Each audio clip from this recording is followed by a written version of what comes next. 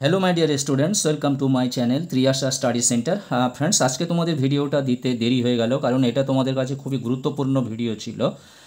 তোমাদের যাদের ইতিহাস আছে, ইতিহাসের 3টি অধ্যায় থেকে এলএকিউ সাজেশনটা দেওয়া আমার বাকি ছিল। সেটা করতে গিয়ে আমাকে দুপুরে বসতে হয়েছে এবং 8:30টা পর্যন্ত আমাকে শেষ করতে হয়েছে এই প্রশ্নগুলি বাছাই করতে এবং অনেক চিন্তাভাবনা করে আমাকে এই প্রশ্নগুলি সিলেকশন করতে। বন্ধুরা, তোমাদের কাছে বলি, এখানে যে লেখা আছে দেখতে পাচ্ছ যে দ্বাদশ শ্রেণী ইতিহাস সাজেশন। হয়তো তোমরা ভিডিওটা পাবে, কন্টেন্টে প্রথমে লেখা থাকবে দ্বাদশ শ্রেণী। এইভাবে ভেবো না যে এটা উচ্চ মাধ্যমিক সবসময় লেখা থাকবে, কারণ এর ভিতরের কারণ আমি তোমাদের বলছি।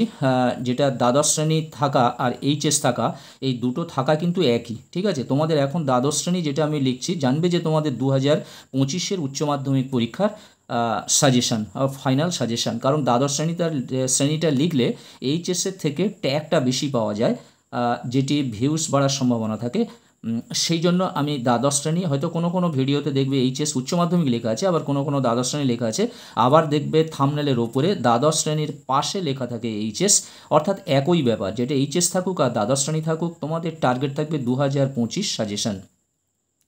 আজকে তোমাদের কাছে খুবই গুরুত্বপূর্ণ ভিডিও। আর আরেকটা কথা আমি বলে নিই বন্ধুরা, তোমাদের যাদের পরিবেশ এবং নিউট্রিশন আছে, পরিবেশের প্রশ্ন চলছে, তোমাদের হয়তো পরিবেশের মধ্যে মোট গোটা তিনেক ভিডিও দিলে, গোটা তিনটে চারটে ভিডিও দিলে তোমাদের পুরোপুরি সাজেশানটা কমপ্লিট হয়ে যাবে। সাজেশান চলছে, তোমাদের লেখা চলছে, তোমরা 2-1 দিনের মধ্যে পেয়ে যাবে, কোনো চিন্তার কারণ নেই। দেখো, আজকের তোমাদের পঞ্চম অধ্যায় পর্যন্ত আমি তোমাদের সাজেশন দিয়ে দিয়েছিলাম। আজকে ষষ্ঠ অধ্যায় ছিল তোমাদের দ্বিতীয় বিশ্বযুদ্ধ ও উপনিবেশ সমূহ।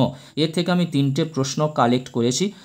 3টি প্রশ্ন কালেক্ট করেছি, তার মধ্যে দেখতে পাচ্ছ দুটোতে স্টার দেওয়া আছে। এই দুটি প্রশ্ন, স্টার দেওয়া প্রশ্নগুলি তোমরা একেবারে 100% মুখস্থ করবে এবং না দেখে লেখার চেষ্টা করবে। দেখো, একের দাগের দেখো, ভারত ছাড়ো আন্দোলনের ঐতিহাসিক তাৎপর্য ব্যাখ্যা করো এবং এই আন্দোলনের মহিলাদের অংশগ্রহণ সম্পর্কে সংক্ষেপে আলোচনা করো। 2-এর দাগের দেখো, গণপরিষদ গঠনের প্রেক্ষাপট আলোচনা করো এবং 2জন সদস্যের নাম লেখো। এবং 3-এর দাগের প্রশ্ন, হোচিমিনের নেতৃত্বে ভিয়েতনামের মুক্তিযুদ্ধের মুক্তিযুদ্ধের সংক্ষিপ্ত বিবরণ দাও। অনুরূপ প্রশ্ন, ভিয়েতনাম মুক্তিযুদ্ধে হোচিমিনের ভূমিকা বর্ণনা করো।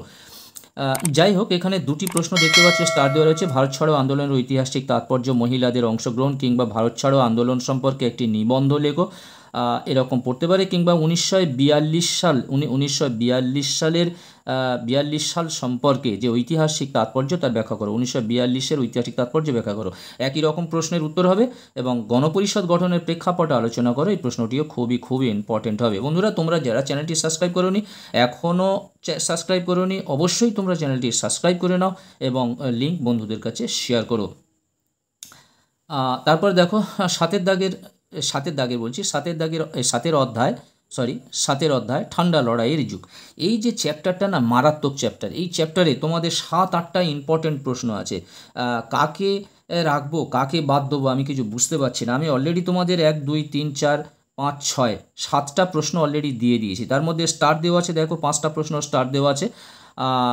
তবে এ কথা বলতে পারি, তোমাদের এই 7টা থেকে আমি 3টেতে নামিয়ে নিয়ে আসবো যখন তোমাদের টেস্ট পরীক্ষা হয়ে যাবে এবং তোমাদের টেস্ট পেপার বেরোবে। 2-3টে যে টেস্ট বেরোবে, এবিটিএ কিংবা তোমাদের ডব্লিউবিটিএ যা টেস্ট পেপার বেরোবে, সেই টেস্ট পেপার থেকে আমি তোমাদের 3টি থেকে 4টি প্রশ্নেতে নামিয়ে নিয়ে আসবো। এখন আপাতত তোমরা এই প্রশ্নগুলি পড়তে থাকো।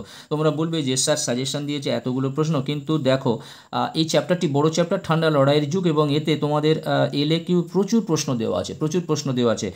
বাছাই করা খুবই কঠিন, যে থেকে 2-3টে প্রশ্ন দেওয়া হয়তো রিস্কি হয়ে যাবে। সেজন্য আমি রেখেছি।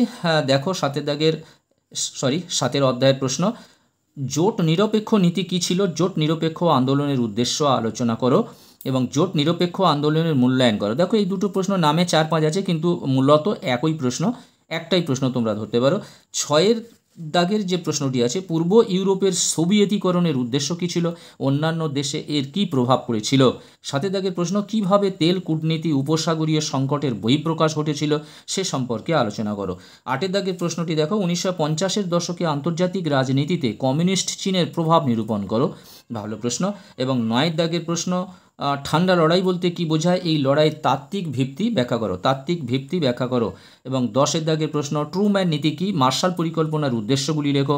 এবং 11 দাগের প্রশ্ন কোরীয় যুদ্ধের ফলাফল ও তাৎপর্য ব্যাখ্যা করো। দেখো এতগুলো ইম্পর্টেন্ট প্রশ্ন আছে।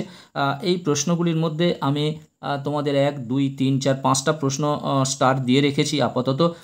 এই 5টা প্রশ্ন তোমরা মোটামুটি পড়ে রাখো এবং এর থেকে তোমাদের যেটি হলো কোরীয় যুদ্ধের ফলাফল ও তাৎপর্য ব্যাখ্যা করো। এই প্রশ্নটি আমার কাছে খুব ইম্পর্টেন্ট মনে হচ্ছে এই প্রশ্নটি। এবং 8 দাগের প্রশ্ন 1950-এর দশকে আন্তর্জাতিক রাজনীতিতে কমিউনিস্ট চীনের প্রভাব নিরূপণ করো এবং জোট নিরপেক্ষ আন্দোলনের উদ্দেশ্য। এই 3টি প্রশ্ন আমি ডবল স্টার দিয়ে দিলাম। এই 3টি প্রশ্ন তোমরা খুব ভালো করে তৈরি করো। এরপরে এসো 8 অধ্যায়, যেটি শেষ অধ্যায়, উপনিবেশিকরণ। এই চ্যাপ্টার থেকে আমি 3টি প্রশ্ন তোমাদের জন্য নিয়ে এসেছি। তার মধ্যে থেকে দেখো 2টি প্রশ্ন আমি স্টার দিয়ে রেখেছি।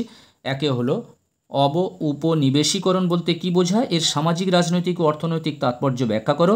এবং ইন্দোনেশিয়ার জাতীয়তাবাদী আন্দোলনে ডক্টর সুকর্ণের ভূমিকা আলোচনা করো। আমি তোমাদের শর্টসে দিয়ে রেখেছি, এর অ্যান্সারটা পুরো আমি নোট বানিয়ে দিয়েছি।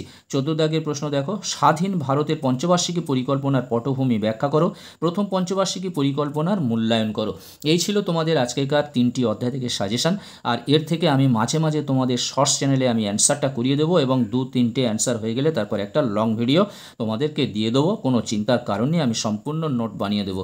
আর সর্বোপরি তোমাদের যে টেস্ট পরীক্ষা হয়ে গেলে তারপরে জানবে তোমাদের ফাইনাল যে সাজেশান, অর্থাৎ লাস্ট মিনিট সাজেশানটা যাবে, সেখানে এত প্রশ্ন তোমাদের থাকবে না, এর থেকে কমে আসবে অবশ্যই। তাই বলে নেগলেক্ট করো না, এই প্রশ্নগুলি তোমরা এখন থেকে পড়তে থাকো। বন্ধুরা, তোমরা যারা চ্যানেলটি সাবস্ক্রাইব করোনি, ভিডিওটি ভালো লাগলে অবশ্যই তোমরা সাবস্ক্রাইব করে নিও এবং ইচ্ছা থাকলে লিঙ্ক শেয়ার করো। তোমরা অলরেডি যারা করে নিয়েছো এবং লিঙ্ক শেয়ার করছো, তোমাদের অসংখ্য ধন্যবাদ এবং শুভেচ্ছা এবং ভালোবাসা। আবার কথা হবে নেক্সট ভিডিওতে। আজকের মতো ভিডিওটি শেষ করলাম। তোমাদের সকলকে ধন্যবাদ।